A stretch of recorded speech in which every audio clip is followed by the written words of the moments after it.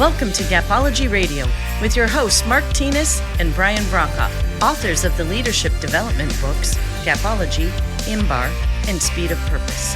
At Gapology, our purpose is to help leaders achieve their greatest potential. To learn more about our groundbreaking books and training services, visit our website, gapology.org. Hey everybody, welcome to Gapology Radio. No matter your leadership development need, we have a resource for you. If you're struggling with identifying and closing performance gaps, Gapology is your resource. You can read the book and complete the workbook, listen to the audiobook on Audible, take the online e-learning course on udemy.com, or even hire us to conduct a live workshop for your team.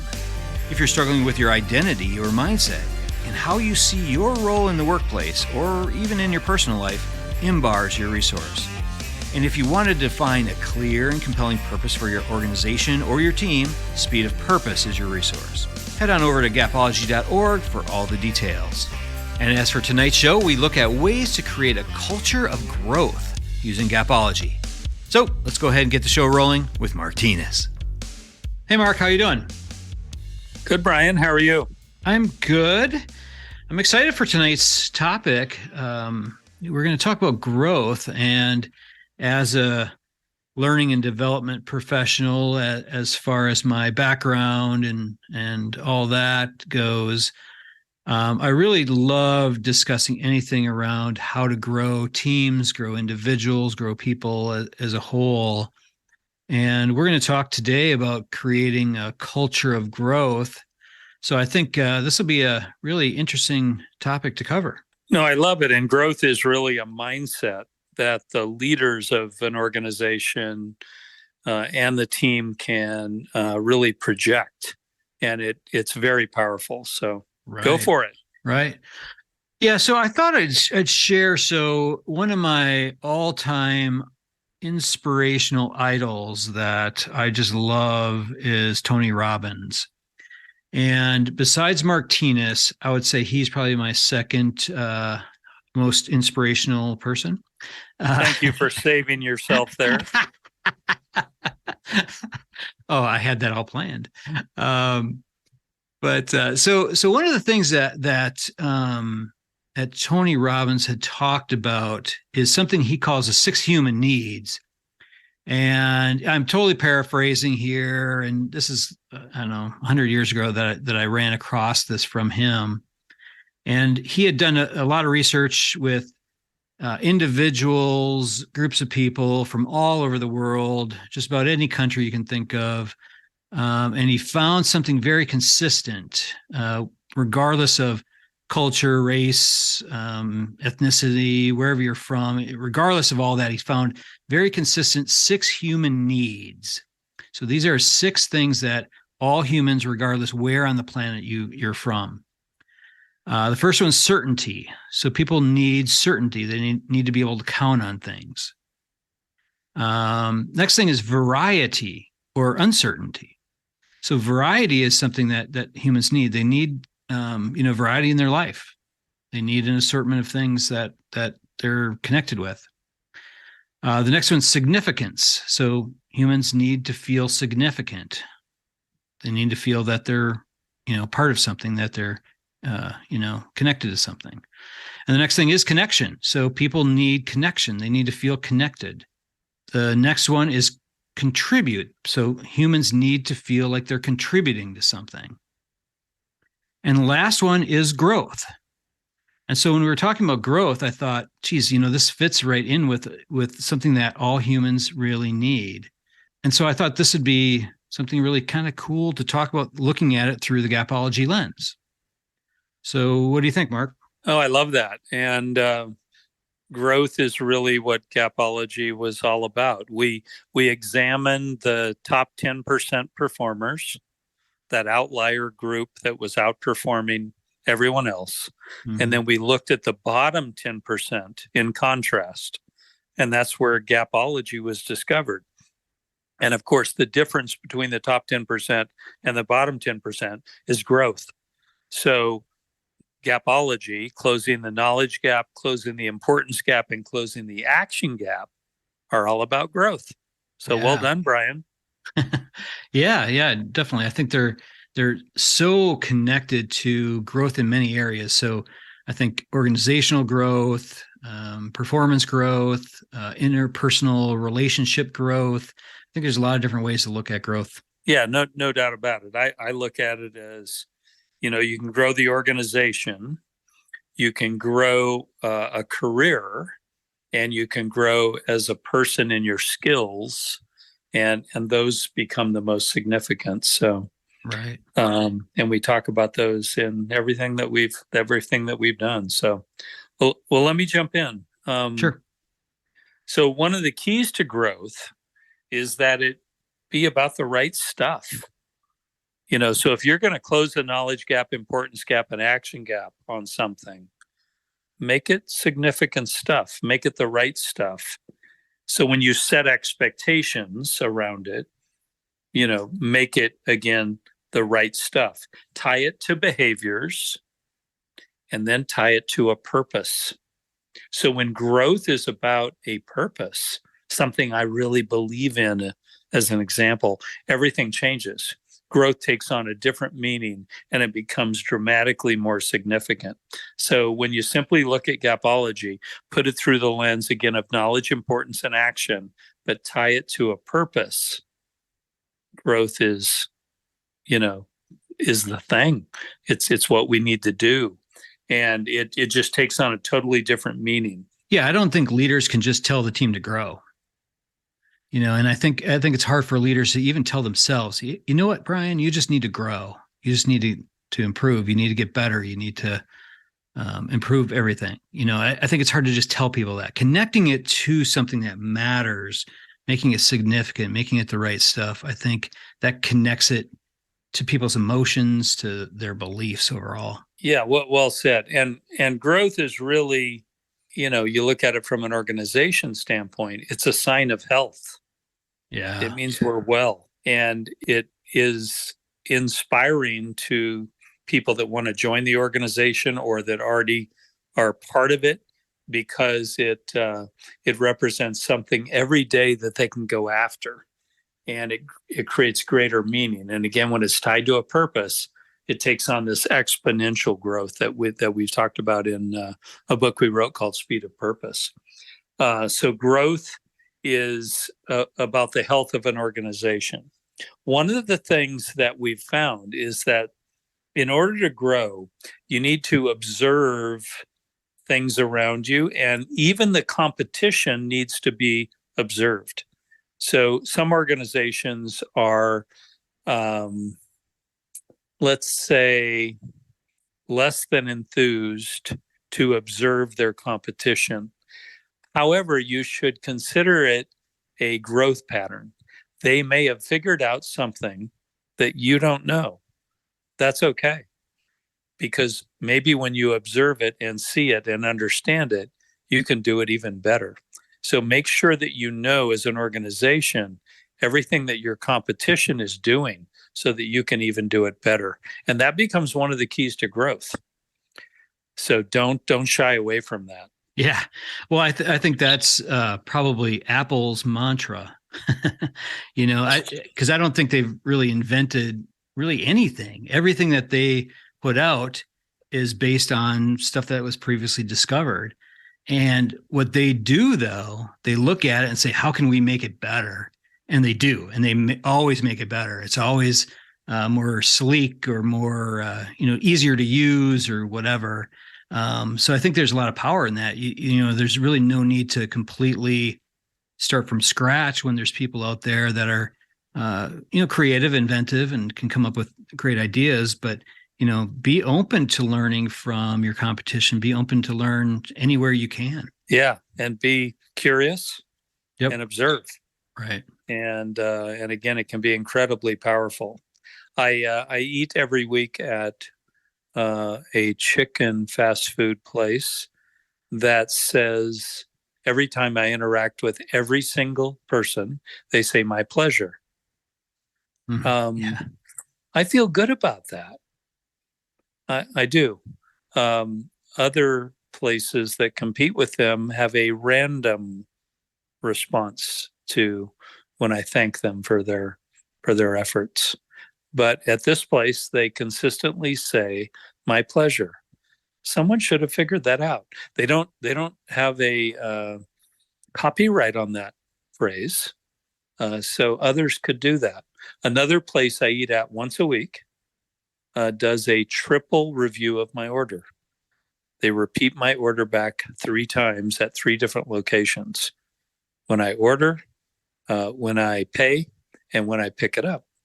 And no one else does that. That's quite interesting because it's incredibly effective because of the tens of thousands of times, I'm probably exaggerating, that I've eaten there. I've never received my order incorrect. So you would think the competition would look at that and say, our key to growth is to simply take this tactic that this organization has proven works and implement it here, but they don't. Growth is, about leadership. Growth is about closing the knowledge, the importance, and the action gap, and it all culminates in that. So Gapology is all about growth. Yeah, it reminds me. Years ago, I worked with a gal who she was in an adjacent department within the training team. And she was always a big inspiration to me as well, just because she was so passionate about everything she taught. But one of her favorite phrases was, if you're green, you're growing. But if you're ripe, you're rotten. I always thought that was interesting. So think about growth there. So if you're green, that means you're growing. That means you're willing to look at yourself and say, hey, I don't know everything yet. But as soon as you say, hey, I know everything, now you're ripe. And that's when you start rotting. No, that's a great point. I mean, you look at the growth organizations, you look at Apple that you just mentioned, they continue to reinvent themselves over and over and over. So growth is the objective, the underlying objective. And through that, they have made people more effective, incredibly happy. You look at all the side benefits of the growth that they've experienced and the products that they've developed and how it's affected generations in a positive way and almost to an extreme. Sometimes. All built on growth. Yeah. I look around my desk here and I have so much of their products just sitting right in front of me. It's crazy. Yeah, if you look at growth through the Gapology lens, the knowledge gap is closed by talking to your team about what they need to know. So if growth is an objective, you need to tell the team, you need to set expectations as a team, and you need to be clear about how it's going to work, what their role is, et cetera, and go into detail about that and close the knowledge gap around what growth equals in this organization and what their contribution needs to be and what the future looks like. And all of that knowledge gap stuff really propels the organization forward into growth. Mm-hmm. Yeah, I think with the knowledge gap, it really is your knowledge gap. So you got to close your knowledge gap first. So define your own expected growth. What do you expect to improve on? Define what that is. And then from that, define your team's expected growth. What do you expect from them? And then define the methods that are needed to create that growth. Go after it very strategically, really define what those things are to close that knowledge gap. Yeah, I love that. And then to close the importance gap, you talk to the team about why it matters. Why does growth matter? What does it mean to you? What does it mean to us? How does it affect others? How does it create a future? So this part of the message, and again, this the importance gap that you're closing, can be incredibly inspirational. You tie it to the purpose, and it changes everything. It creates the difference between a 6-month employee and a 10-year employee. It changes everything. It changes the work ethic throughout the day, every day. And so the importance gap around growth is huge. Yeah, I think that is important to really, really understand is that, connecting something to your purpose, something that you stand for, that you're really connected to as an organization, that does connect people's emotions to things, not just their mindset and their skill set, but really their emotions as well. So, again, back to yourself and your team. So define why you want to grow. So if you're going to expect yourself to grow, why, what does that mean to you? And then from that, tell your team why their growth is important. Help them understand that and connect it to your purpose, like you said. Yeah, growth for the sake of growth is sort of hollow. Yes. Yep. But when growth is tied to a purpose and there's a meaning and there's this impact that it will have on others' lives and on your life, it changes everything. Mm-hmm. So the growth message can be of great significance to those that currently are part of the organization and those that will join the organization in the future. Growth, as a mindset can be incredibly inspirational. So close that importance gap. It is a big deal. All right. So lastly, the action gap. So what does the team need to do in order to create this growth? So we need to be real clear here. We need to create a rhythm, ideally, around growth. The leader's rhythm is most important. And picture the year divided into 52 weeks, and those weeks having a rhythm and those weeks creating growth. It can be incredibly impactful.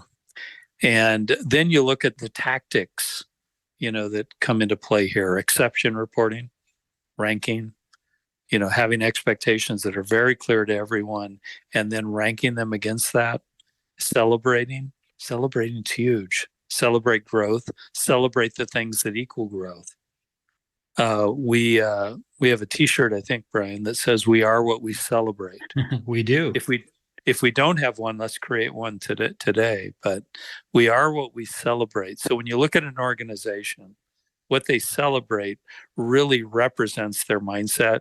It represents their purpose. It represents who they are, and that closes the action gap. It helps close all of the gaps, but it closes the action gap. We are what we celebrate. So at the end of the day, ensure that the recognition programs, the exception reporting, all of the things that you do that hold the team accountable for their performance, close the action gap, and Gapology comes to life. Yeah, absolutely. When we talk about creating a culture of growth, I think that's where the rubber meets the road, with that leadership rhythm to begin with, but building into that, those activities that you're talking about, providing regular recognition that people can count on, that they're looking forward to, that they know is going to happen. The coaching, those elements that support their growth. I think all those things together help to create the overall culture of growth. Yeah, often it's simple things. You need to step back from it and find the big things, but often it's simple things. I was with a client today that rings a bell when they make a sale. Yeah. And when the bell rings, the team jumps out of their chairs and applauds. That's growth. Yeah. And everybody sort of gets it. And it's like, it feels good. Right. It feels good. So make growth, something you celebrate. We are what we celebrate. We are the bell ringing, right? The bell matters. Think about it. Yeah. How do you do that in your organization? How do you bring that to life? How do you bring that in a remote workforce? How does the person who's working from home today suddenly jump out of their chair and clap? That's growth. Yeah. So you can make that happen. Yeah. And just think, so just to kind of flip the script a little bit, what if every day you rang the bell, but then one day you didn't? Just think of how crushing that would be to the culture. It's something that's created every day, constantly. It's something that's reinforced, created, supported by the leader. The leader has to really own that. And consistency is important. Ring the bell. We should have a T-shirt. Maybe a ball cap. Yeah, there we go. I like that. Ring the bell. Ring the bell. Okay, I got some design work on my plate, I guess. So a culture of growth is built by us as leaders, and we need to think about it and be on purpose about it and create a culture of growth. Absolutely. Well said. All right. I think that's a good place to leave it, Mark. Let us know how it's going out there. Yeah, definitely. We love to hear feedback from you guys. Make sure to send that in. We're on just about every social platform. So if you want to send any feedback, feel free to do it that way. You can always send an email directly to contact@gapology.org as well. But we'll talk to you all next week. Thanks, everybody. All right. Thanks, Mark. Good night, Brian. All right. That'll do it from here. For more information on Gapology, IMBAR, or Speed of Purpose, head on over to our website, gapology.org. Everyone have a fantastic week. We'll talk to you soon. This has been a Gapology Institute production. Visit us at gapology.org.